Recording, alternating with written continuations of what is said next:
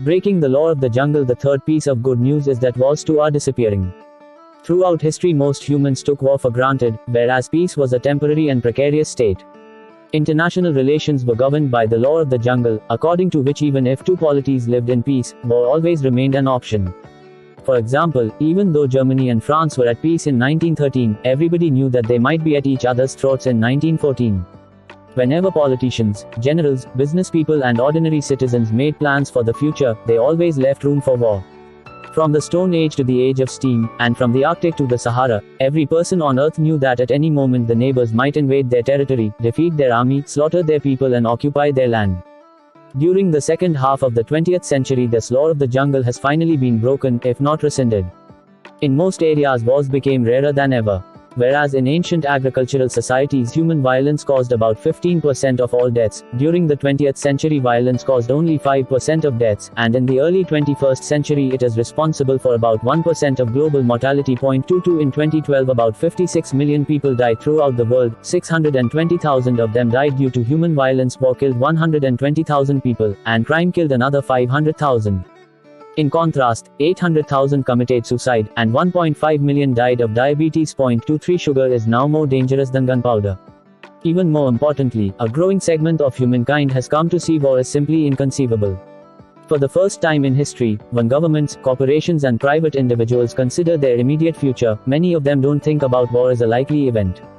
Nuclear weapons have turned war between superpowers into a mad act of collective suicide, and therefore forced the most powerful nations on Earth to find alternative and peaceful ways to resolve conflicts. Simultaneously, the global economy has been transformed from a material-based economy into a knowledge-based economy. Previously, the main sources of wealth were material assets such as gold mines, wheat fields and oil wells. Today, the main source of wealth is knowledge. And whereas you can conquer oil fields through war, you cannot acquire knowledge that way. Hence, as knowledge became the most important economic resource, the profitability of war declined and wars became increasingly restricted to those parts of the world, such as the Middle East and Central Africa, where the economies are still old-fashioned material-based economies. In 1998 it made sense for Rwanda to seize and loot the rich coltan mines of neighboring Congo, because this ore was in high demand for the manufacture of mobile phones and laptops, and Congo held 80% of the world's coltan reserves. Rwanda earned $240 million annually from the looted coltan. For poor Rwanda that was a lot of money. 24 In contrast, it would have made no sense for China to invade California and seize Silicon Valley, for even if the Chinese could somehow prevail on the battlefield, there were no silicon mines to loot in Silicon Valley. Instead, the Chinese have earned billions of dollars from cooperating with high-tech giants such as Apple and Microsoft, buying their software and manufacturing their products. What Rwanda earned from an entire year of looting Congolese coltan, the Chinese earn in a single day of peaceful commerce. In consequence, the word peace has acquired a new meaning. Previous generations thought about peace as the temporary absence of war. Today we think about peace as the implausibility of war. When in 1913 people said that there was peace between France and Germany, they meant that there is no war going on at present between France and Germany, but who knows what next year will bring. When today we say that there is peace between France and Germany, we mean that it is inconceivable under any foreseeable circumstances that war might break out between them. Such peace prevails not only between France and Germany, but between most, though not all, countries. There is no scenario for a serious war breaking out next year between Germany and Poland, between Indonesia and the Philippines, or between Brazil and Uruguay. This new peace is not just a hippie fantasy. Power-hungry governments and greedy corporations also count on it. When Mercedes plans its sales strategy in Eastern Europe, it discounts the possibility that Germany might conquer Poland. A corporation importing cheap laborers from the Philippines is not worried that Indonesia might invade the Philippines next year. When the Brazilian government convenes to discuss next year's budget, it's unimaginable that the Brazilian defense minister will rise from his seat, bang his fist on the table and shout, "Just a minute. What if we want to invade and conquer Uruguay? You didn't take that into account. We have to put aside $5 billion to finance this conquest." Of course, there are a few places where defense ministers still say such things, and there are regions where the new peace has failed to take root. I know this very well because I live in one of these regions. But these are exceptions. There is no guarantee, of course, that the new peace will hold indefinitely. Just as nuclear weapons made the new peace possible in the first place, so future technological developments might set the stage for new kinds of war. In particular, cyber warfare may destabilize the world by giving even small countries and non-state actors the ability to fight superpowers effectively. When the USA fought Iraq in 2003, it brought havoc to Baghdad and Mosul, but not a single bomb was dropped on Los Angeles or Chicago. In the future, though, a country such as North Korea or Iran could use logic bombs to shut down the power in California, blow up refineries in Texas and cause trains to collide in Michigan. Logic bombs are malicious software codes planted in peacetime and operated at a distance. It is highly likely that networks controlling vital infrastructure facilities in the USA and many other countries are already crammed with such codes. However, we should not confuse ability with motivation. Though cyber warfare introduces new means of destruction, it doesn't necessarily add new incentives to use them. Over the last 70 years, humankind has broken not only the law of the jungle, but also the Chekhov law. Anton Chekhov famously said that a gun appearing in the first act of a play will inevitably be fired in the third. Throughout history, if kings and emperors acquired some new weapon, sooner or later they were tempted to use it. Since 1945, however, humankind has learned to resist this temptation. The gun that appeared in the first act of the Cold War was never fired. By now we are accustomed to living in a world full of in-drop bombs and in-launched missiles, and have become experts in breaking both the law of the jungle and the Chekhov law. If these laws ever do catch up with us, it will be our own fault, not our inescapable destiny. What about terrorism, then? Even if central governments and powerful states have learned restraint, terrorists might have no such qualms about using new and destructive weapons. That is certainly a worrying possibility. However, terrorism is a strategy of weakness adopted by those who lack access to real power. At least in the past, terrorism worked by spreading fear rather than by causing significant material damage. Terrorists usually don't have the strength to defeat an army, occupy a country or destroy entire cities. Whereas in 2010 obesity and related illnesses killed about 3 million people, terrorists killed a total of 7,697 people across the globe, most of them in developing countries. 0.25 for the average American or European. Coca-Cola poses a far deadlier threat than Al-Qaeda.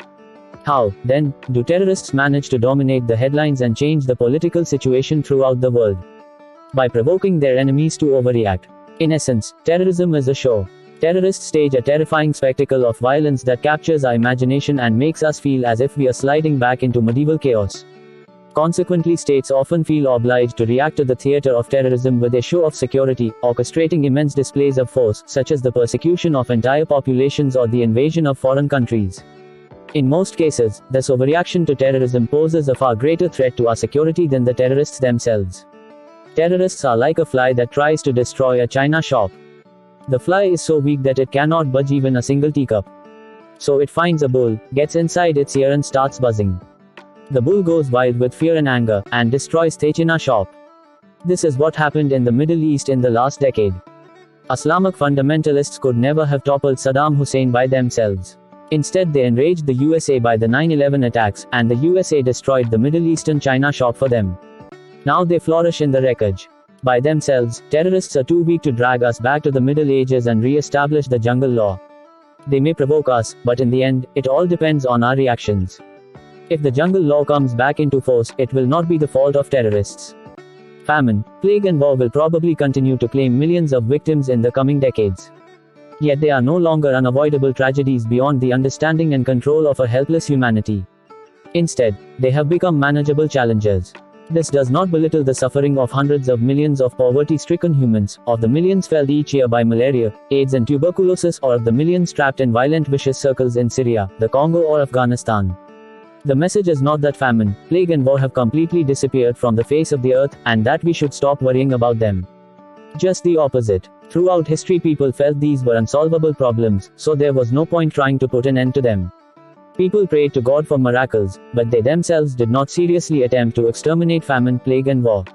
Those arguing that the world of 2016 is as hungry, sick and violent as it was in 1916 perpetuate this age-old defeatist view. They imply that all the huge efforts humans have made during the 20th century have achieved nothing, and that medical research, economic reforms and peace initiatives have all been in vain. If so, what is the point of investing our time and resources in further medical research, novel economic reforms or new peace initiatives? Acknowledging our past achievements sends a message of hope and responsibility, encouraging us to make even greater efforts in the future. Given our 20th century accomplishments, if people continue to suffer from famine, plague and war, we cannot blame it on nature or on God. It is within our power to make things better and to reduce the incidence of suffering even further. Yet appreciating the magnitude of our achievements carries another message: history does not tolerate a vacuum. If incidences of famine, plague and war are decreasing, something is bound to take there. place on the human agenda. We had better think very carefully what it is going to be. Otherwise, we might gain complete victory in the old battlefields only to be caught completely unaware on entirely new fronts. What are the projects that will replace famine, plague and war at the top of the human agenda in the 21st century? One central project will be to protect humankind and the planet as a whole from the dangers inherent in our own power. We have managed to bring famine, plague and war under control thanks largely to our phenomenal economic growth, which provides us with abundant food, medicine, energy and raw materials. Yet this same growth destabilizes the ecological equilibrium of the planet in myriad ways, which we have only begun to explore. Humankind has been late in acknowledging this danger, and has so far done very little about it. Despite all the talk of pollution, global warming and climate change, most countries have yet to make any serious economic or political sacrifices to improve the situation. When the moment comes to choose between economic growth and ecological stability, politicians, source and voters almost always prefer growth. In the 21st century, we shall have to do better if we are to avoid catastrophe. What else will humanity strive for? Would we be content merely to count our blessings, keep famine, plague and war at bay, and protect the ecological equilibrium? That might indeed be the wisest course of action, but humankind is unlikely to follow it. Humans are rarely satisfied with what they already have. The most common reaction of the human mind to achievement is not satisfaction, but craving for more. Humans are always on the lookout for something better, bigger, tastier. When humankind possesses enormous new powers, and when the threat of famine, plague and war is finally lifted, what will we do with ourselves? What will the scientists, investors, bankers and presidents do all day? Write poetry. Success breeds ambition, and our recent achievements are now pushing humankind to set itself even more daring goals. Having secured unprecedented levels of prosperity, health and harmony, and given our past record and our current values, humanity's next targets are likely to be immortality, happiness and divinity. Having reduced mortality from starvation, disease and violence, we will now aim to overcome old age and even death itself. Having saved people from abject misery, we will now aim to make them positively happy. And having raised humanity above the beastly level of survival struggles, we will now aim to upgrade humans into gods, and turn Homo sapiens into Homo Deus.